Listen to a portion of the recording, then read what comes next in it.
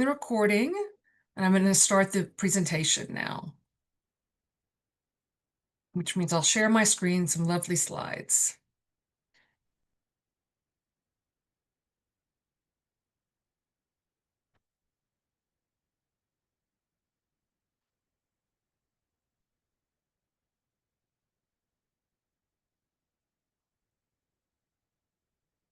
So hi, I'm Martha. I'm Martha Hall-Hauk. I'm with the Entertainment Community Fund. I am a Medicare specialist. I also do work with the marketplace. I'm here to welcome Venturous too. Welcome to Medicare. So welcome.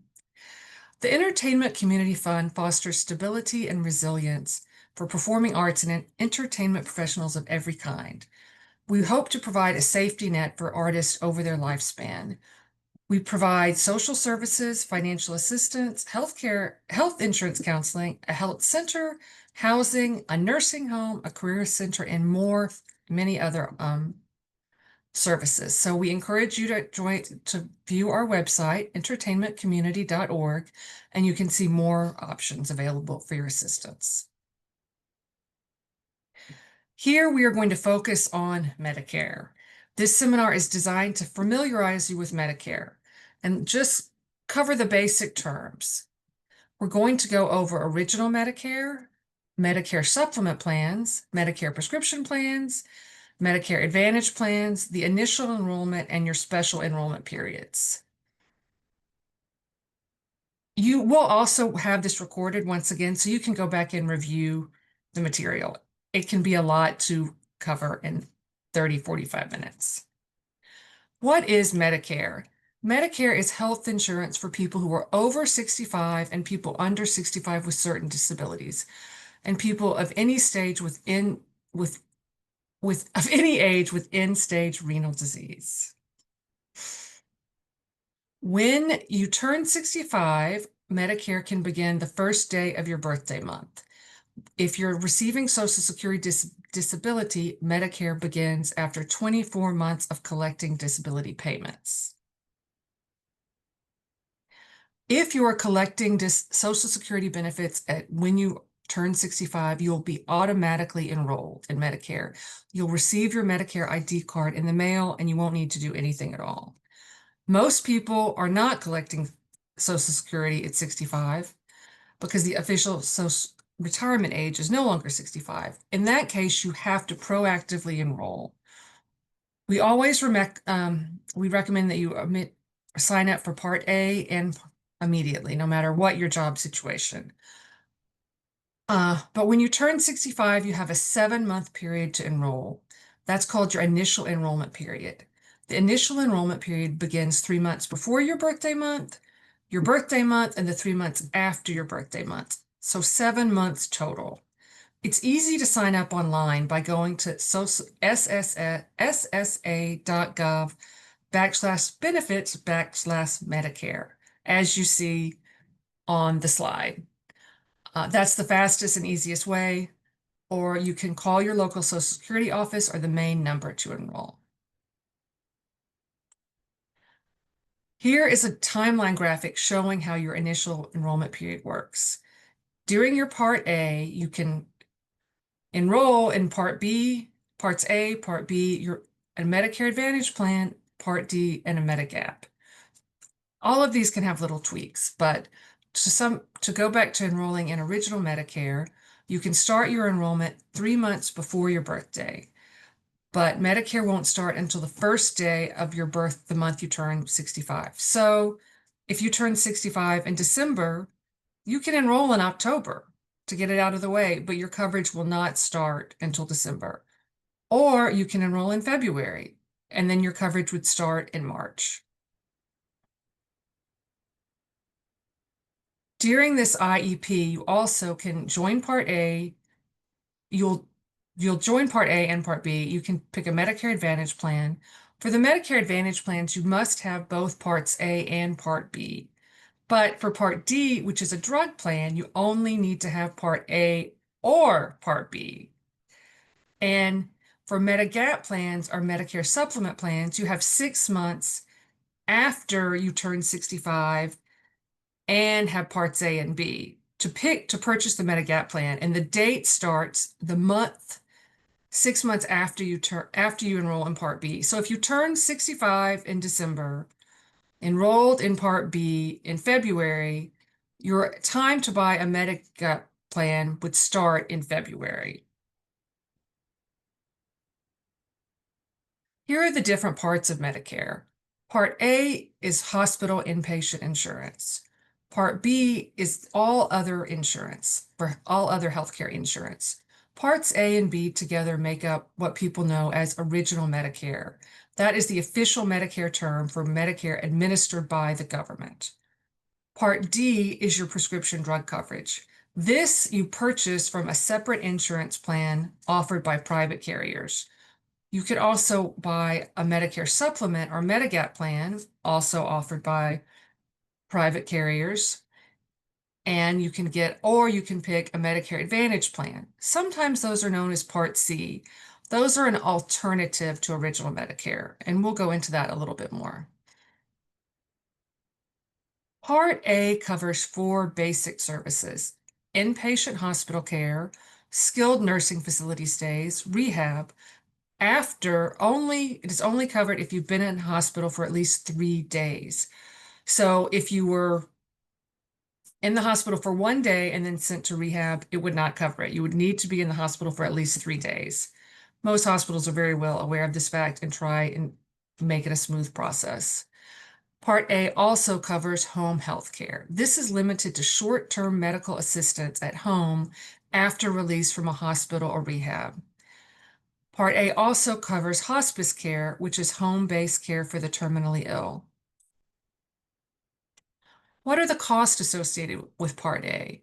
For Part A, there is no premium for anyone who has worked in the U.S. for at least 10 years. But Part A has a sizable deductible. In 2026, we believe it will be $1,716. This is not a one-time annual deductible or per admission deductible. It is per benefit period, which can be confusing. That means the deductible will cover multiple admissions and rehab facilities to hospital and rehab within 60 days. But if there's more than a 60-day gap between admissions, then you have to pay another deductible. So if you're in the hospital in February for 10 days, released, great shape, but you break your leg in May, you'll end up having to go back into the hospital. You'll pay another $716 deductible. So it's unusual, but it can happen. The deductible, once you pay it, will cover you at no cost for up to 60 days in the hospital. You are also covered for a skilled nursing facility at no cost for the first 20 days of each benefit period, provided that your stay in the hospital was at least 3 full days, and your doctor has prescribed a period of rehab before you return home. Part A will cover a portion of the rehab cost for the remaining 21 through 100 days of the benefit period, but you will have a copay of $214 per day. The $20 coverage was derived by actuaries who determined that it was the maximum required for most rehab patients.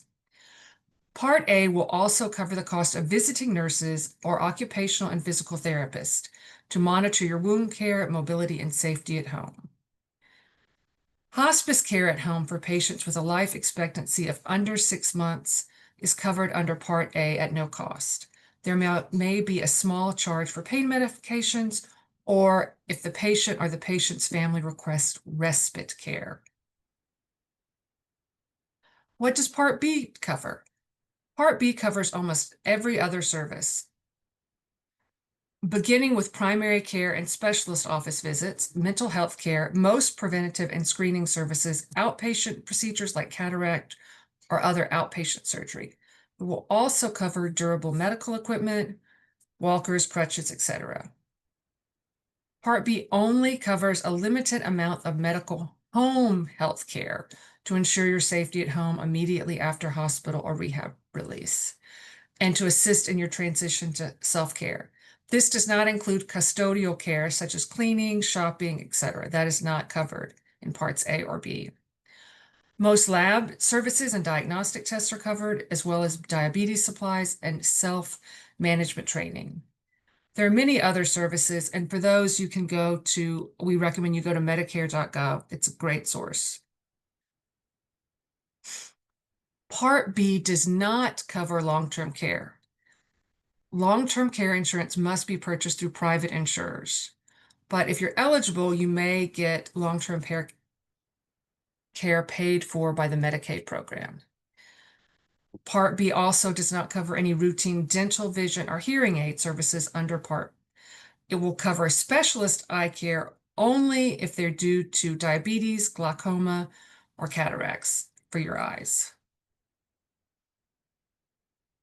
In 2026, those who make less than $106,000 per year are couples with a combined income of $2,100 or less. Their monthly individual premium, that's individual, not for the couple, will be $206. If your income is above these thresholds, Social Security imposes a surcharge known as IRMA. That surcharge will vary according to the amount your income is over the threshold. You'll be notified by Social Security if they believe you should pay that threshold. Part B has a one-time annual deductible of $288. That's annual, not like the Part A deductible.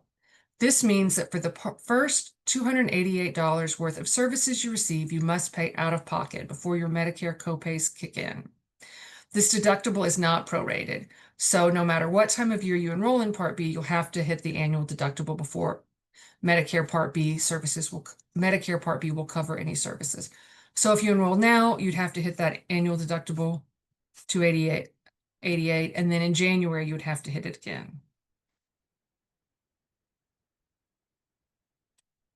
The enrollment period for Part B is the same as for Part A, that 7-month initial enrollment period. However, if you're still working at age 65 and are covered under a group health plan based on your current employment, you can defer Part B without penalty. You'll have a special enrollment period to sign up for Part B after your initial enrollment has passed, as long as you or your spouse or a family member, if you're disabled, are still working, and you are covered by a group health plan through your employer or union. This does not include COBRA coverage. In this situation, you'll have an 8-month period to sign up for Part B based on whichever one of these happens first. The 8th month can start the month after your employment ends or the month after the health insurance through your current employment ends. There are two things to note. Although you have a full 8 months to enroll in Part B without penalty, you want to time your enrollment so that your Part B will be effective in the first month after you lose your group coverage. And second, if your job loss or loss of insurance happens while you're still in that 7-month initial enrollment period, you must join Part B before your IEP ends. The IEP takes precedence. You cannot use your 8-month special enrollment period under those circumstances. You will have to pay a penalty if you turn 65, are not working, have no group health insurance from current employment, and do not sign up for Medicare during your 7-month enrollment period, or if you defer Part B because you're covered by work and then lose your coverage and you do not enroll for Part B during your 8-month special enrollment period, you'll also have the penalty. The penalty can be steep. It's 10% for each full 12-month period you could have signed up for and you didn't sign up for Part B. We have a lovely decision tree about determining whether you should enroll in Part B or not. First, when you turn 65, are you covering just yourself? If the answer is no, then you should stay on your work plan and defer Part B. Medicare is individual coverage only. There's no way to cover dependents under Medicare. If the answer is yes, ask yourself if the work plan costs less than the Part B premium and whether the work plan is as good as Part B. If the answer is no, then get both Parts A and B and look into your Medicare options. If the answer is yes, then stay on your work plan and defer Part B. We always recommend that people join Part A when they turn 65, no matter what their work status. It takes only 15 minutes to sign up, and already having Part A makes the process of enrolling in Part B easier. Once again, the Part A has no premium, so you won't be paying anything for that. It just makes it easier in the long run. As you age into Medicare or during this open enrollment period, you're going to be bombarded with flyers, letters, emails, phone calls from Medicare healthcare plans, which appear to be numerous choices and decisions that you have to make. The reality is you have to make two choices. Do you want to get your Medicare coverage through original Medicare, Parts A and B, plus a drug plan and a Medicare Supplement plan or Medigap plan, or do you want to go with a Medicare Advantage plan? Medicare Advantage plans replace your Medicare Parts A and B with the Medicare Advantage plan. That's it. You cannot have both. You have to pick one or the other. Part D is prescription drug insurance. Unlike Parts A and B, which is administered by the government, Part D plans are sold only through private insurance companies, and they offer many, many plans. The best plan for you depends on what prescription drugs you take. You will have to pay monthly premiums. There is a deductible for brand name drugs, which you must pay out of pocket before your plan discounts kick in. And with the exception of some generic drugs, you will pay a copay whenever you fill a prescription. Consider these costs and whether your drugs are covered under the insurer's formulary before signing up for Part D. Part D is easy to sign up for on the Medicare.gov website. They have a great system to show you what your costs are. Here's a quick look at the average Part D cost around the country. They average $46, but there are plans with lower premiums depending on where you live. In New York City, the lowest premium this year is about $38. In LA, the lowest premium this year is $6. Actually, I'm sorry, this year, for 2026, the Part D premium has actually gone down, the lowest cost one. So in New York this year, the lowest cost premium is $35.70, and the lowest cost premium in LA is $5.70. It went down. The maximum deductible is $615. This will not apply to generic drugs, only to brand name and specialty drugs. The copay will depend on the cost of the drug, the tier in which the drug falls in that plan, and whether the script is filled at a preferred pharmacy. Once again, Medicare.gov provides great assistance in finding your most appropriate drug plan. The Medicare Health and Drug Finder will look at the drugs you've entered into their database along with your zip code and search for plans in your area that cover the drugs you take on their formula and then sort them by cost-effective order. So it's really easy and a great setup.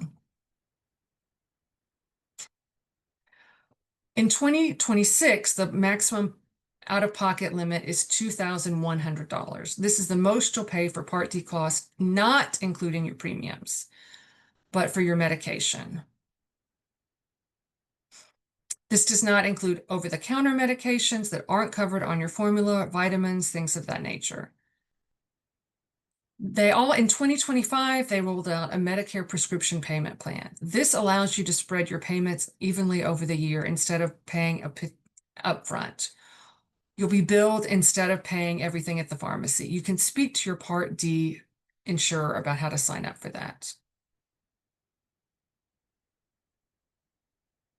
Medicare supplements are also known as Medigaps because they fill the gaps in Medicare by covering the costs that are not paid for by original Medicare, such as copays, coinsurance, which is a percentage of the cost, and deductibles.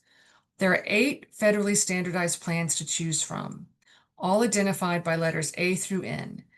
These will cover some or all of the patient cost. Each standardized plan must offer the same basic benefits no matter what insurance company sells the plan. Here's a chart of the benefits included on each Medigap plan.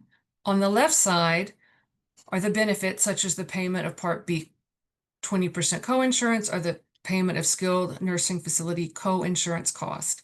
In the middle are the plans and what they cover, If there is no check mark in a category, it means the plan does not cover that benefit. And only those who are eligible for Medicare before 2020 can purchase C or F plans. Cost is the only difference between Medigap policies with the same letter. By law, every insurer offering the N plan, for example, must provide the exact same coverage as every other insurance offering it. So even if they charge a different rate, it's going to be the same coverage.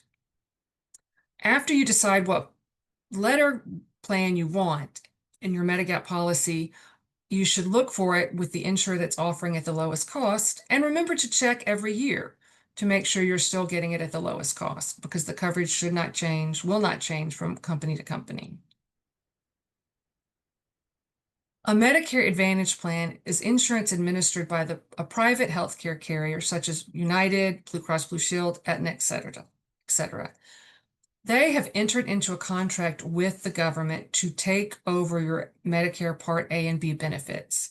The carrier must give you the same or equivalent benefits as you would have under original Medicare and cannot charge you higher copays than you would have had under original Medicare. These plans are monitored by CMS for compliance. Advantage plans can cover things that Medicare doesn't cover, like vision, hearing, dental, etc. Gym memberships, some of them have over-the-counter monthly drugstore allowances, transportation to doctor's visits, etc. Here are some of the things your copays you might have: a $10 per visit for your primary, a specialist, $40 per visit, emergency care, ambulance, etc. Often the premiums can be $0 because they're subsidized by the government. So if you go with an Advantage plan, the only fixed cost you'll have is your Part B premium for $206 every month. So the plans are cheaper in terms of fixed cost than getting a Medicare supplement plus the Part D plan. The initial enrollment period for an Advantage plan and for Part D is the same as for Parts A and B. So you need to do your 7 months IEP that we talked about earlier. If you do not enroll in these plans within your initial enrollment period, you can wait until Medicare Open Enrollment, which is the same every year, October 15th to December 7th. When you enroll in a plan during this time, the plan will start on January 1st. There is no written requirement to enroll in a Part D plan during your initial enrollment period. If you decide not to enroll in the first year and then want to enroll later, there will be a late enrollment penalty. It's 1% of the national average of the Part D premium, which is in 2025 was 46 cents. I haven't checked it for 2026 yet. For every month you have delayed coverage and had no other creditable drug coverage. If you've had creditable drug coverage, you don't have to worry about it. You have 63 days to enroll. This penalty will be added permanently to your monthly drug plan premium once you do enroll. This is crucial. Before you enroll in Medicare, check with all the doctors most important to you to make sure they accept Medicare, specifically that they accept what is called Medicare assignment. This means the doctor has agreed to accept the Medicare payment as full payment for the service. If they do not accept Medicare assignment, they can charge you up to 15% more nationwide. In New York, they can only charge you up to 5% more. And if you're interested in Advantage plans, speak to the doctors you want to keep and find out what Medicare Advantage plans they participate in. This is very important. After you know what plans your doctors take, you are able to limit your Advantage plan search to just those doctors. When you're determining a plan, that's very helpful. We provide individual counseling and can answer more questions during one-on-one meetings. If you'll see here that we go to portalentertainmentcommunity.org and you can register for individual counseling. During this time of year, it can take us up to 5 business days to return your response. I appreciate all your attention, and now I'm going to open the floor to questions. I'll be going through the questions people put up and letting people raise their hands and asking them that way. Thanks.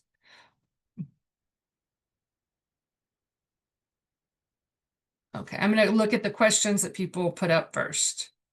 I'm going to pause the recording.